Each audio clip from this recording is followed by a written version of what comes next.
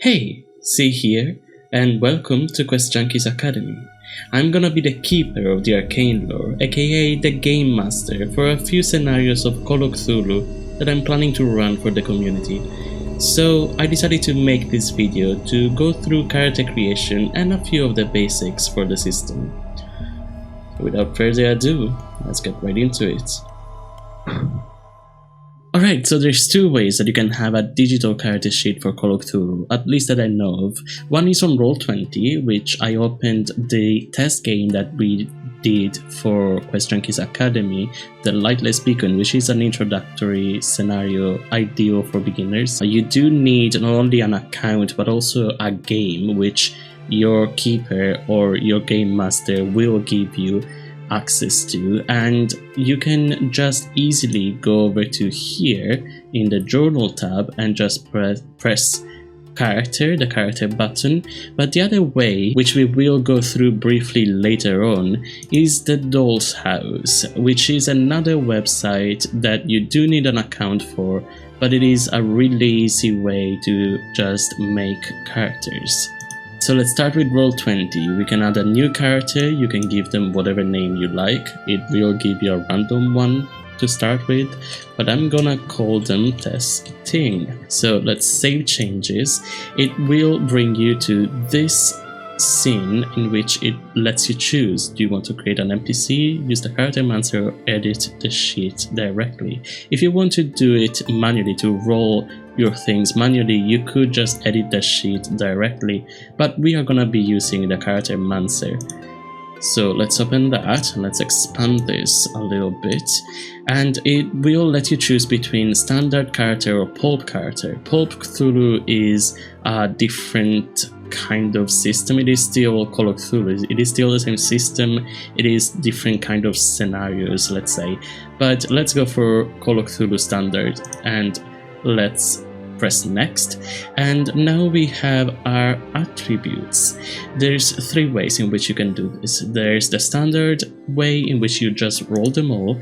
It's very anticlimactic. Roll20 will just roll everything for you. There's point buy, which is what I would do personally, which you just have 340 points and you can put them wherever you want. And then there's quickfire, in which you have all of these and you can only have one attribute be at a certain level. So for example, if you put 18 strength, you can't also put 18 constitution, you have to choose one. So it's basically a way to choose, quickly what you want to do. You may be able to see that the luck in all of them, the luck still needs to be rolled. Now, personally, I will let my players just roll luck like that. If they want to, they can choose to do that. But personally, I prefer to roll that manually because I don't really trust Roll20's algorithm, and this is literally your luck. We will go over luck later because I love the luck system in Call of Cthulhu. If you want to roll manually, you will have to go through character mancer and then edit that later in the actual character sheet. But for now, we will just use quickfire because again it's quicker. I will go over quickly what these are about. Mostly they're pretty straightforward. You can understand what they mean at a glance. Like strength is just how strong your character is. It's pretty self-explanatory. Constitution is your character's vigor, your character's health. Size is a mix of your character's height and weight. It is used to measure a few things like the speed of your character or combat bonus that your character does. Dexterity is how fast your character is, but also it's how nimble your character is. It's dexterity. Appearance is kind of like charisma. It is appearance, but it is also charm. So a high appearance doesn't necessarily mean that all the people are gonna like you, because if you are a very good looking dapper man, but you are going to the dock workers who that are smuggling something illegal, they're not gonna trust you because you look too well put together to be there, So It is kind of a double-edged sword at times, but mostly appearance is what you want. If you want to be a charming person that can have their ways with people. So intelligence is actually something that we need to pay attention to, because I would say that intelligence, if you're familiar with D&D, it is not D&D intelligence, it is more like D&D wisdom, whereas education would be more like D&D intelligence, because education is your literal education, the things you have learned. You might be able to remember those things, but you might not be able to put them to practice. You will need intelligence for that. Power is the power of your mind. It is used to measure your sanity, which we will go over a little bit later, but it is mainly the thing that lets you withstand horrors. You might also find some magic that you can use with your power, but mostly it is meant to be how well adjusted your character is. So let's go over. Now it will ask you for your age, because age is important in Call of Cthulhu. Depending on your age, it will give you a bonus or a penalty. So let's say that Tess is 32, for example. You could also roll for it. At 32, it will make you roll for education improvement. That means that since she is older, she has had more experiences in life. So let's roll that education, and that's a +6 that was added to my education. So now we have 46 in that. Next, you have your occupation. You can choose whatever you want or make a custom one. Now this is literally your character's job. So depending on your character's job, they will have different skills and different expertise, let's say. So I had in mind that Tess was an author. So let's choose author, and we can choose different skills under author. This is why I like digital character sheets better, because it does the math for you. But this is what you would need to know how many skill points you can use later on. You will see in a little bit. Now we choose a skill. So we choose whether your character is proficient, in this case for the author, in the natural world or the occult. I'm gonna say the occult. Tess writes a lot about the occult. Now, Tess also knows a couple languages. You always have your own language on the character sheet, but this adds 2 more languages. So let's say one is Latin, because of course we're talking about the occult, and the other one is Flemish. I don't know why. It's cold to me. So for another skill, you can choose whatever you want. 2 of them, though, history and library use, are red here because they are already there. If you choose author, the author will always have library use and history as skill proficiencies. Skill proficiencies don't really mean anything. It's not like in D&D. It's just a little bonus that then you can add more to. So I'm gonna say that thanks to her job, she also learned more about anthropology. So that's that for the occupation. Now we move to the skills, and you can see that we have 175 skill points for the occupation and 100 skill points for just personal life. The skills that we chose earlier, how do you want to allocate these skill points in those skills? Because, like, for example, we said that she learned more anthropology during her research for her books, but how much anthropology she learned? Not that much, I will say. So I would only put 10, for example. Her credit rating is always there because, you know, this is her job. So it by default already gave me 9.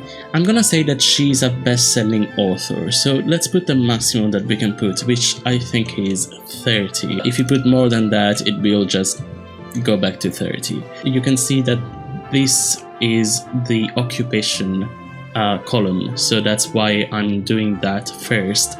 And then history, she learned a lot about history for her studies, so let's put another 40 in history, for example. And library use, especially, like, she's an author, she knows how to work a library. So let's put another 40 in this, which will bring you to 60, because library use is one of those that by default has 20. And let's say occult, another good 30. What else do we have there? Psychology, I love that. Let's put all of the rest in psychology, because it is the last one. Oh, there is also literature, actually. So let's say psychology is just 20, and then let's add another 14 in literature. So this was all the skill points that we had for our occupation, but your character lived a life outside of their job. So you can put 100 points in whatever you want. It could be something that relates to your job, like you could have explored anthropology or for example history outside of your work, so that made you even better at it. If you, for example, have a little bit of experience outside of your job in history, that brings you to a 55 instead of a 45 if you add 10 to that. But you can also use it for anything else, like you can intimidate people with your knowledge of things. For example, let's add another 20 to that. I'm just putting it anywhere. Natural world, that makes sense to me. Like occult, you do need to know your own world before knowing about the occult. So let's put a good 30 there. And again, just doing a lot. Persuade, I'm thinking that Tess would have had to persuade people to give books that couldn't be given to her, because we're talking about the occult, so maybe it's some forbidden stuff. So let's add another 30 there, and for the last 10, let's add it on the spot hidden. Spot hidden is always good to have. Now, I did this pretty much randomly because I want to go through it quickly. I don't want to stay here all day. But all of these things are things that you should check in with your master, with your game master or your keeper, because they will tell you what is best to have for your scenario usually, or they will just give you suggestions. Like I will suggest in this case to have a lot more spot hidden than any of these other things, because spot hidden is always good to have. Spot hidden is your perception, basically. It is what perception is in D&D. It's the equivalent of that in Call of Cthulhu. So these are all the skill points that we had. Now, there are also other things like arts and crafts. You can add another skill, and for example, in arts and crafts, you can say they do pottery. In fighting, you can say that they do jujitsu. Or in firearms, you can say you always have handgun and rifles, and it is always there is always a little bit of proficiency for all of your characters. But you can also add more kinds of weapons that you know how to use. It doesn't mean that you have those weapons, but it means that you know how to use them. This is also, I forgot that we did add languages. This is where you have languages, you could add them, but this just the way that we added skills to everything else, we add them here, skill points, I mean. Then you can have pilot, sciences, survival, additional skills. You can have whatever you want, really. These are all for custom skills that your character, if there's something that you think your character will do that is not on this list, you can add it.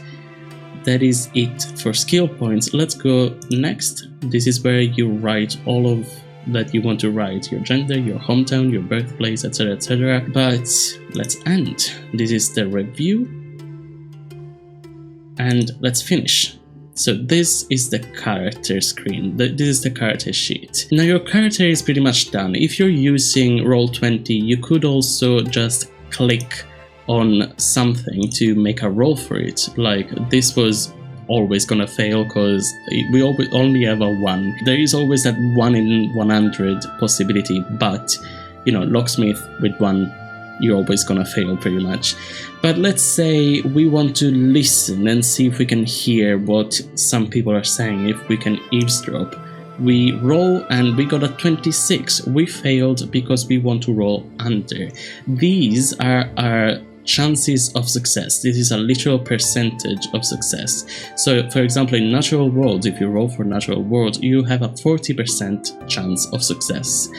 So if you roll that and roll a 33, that's you being successful in that roll.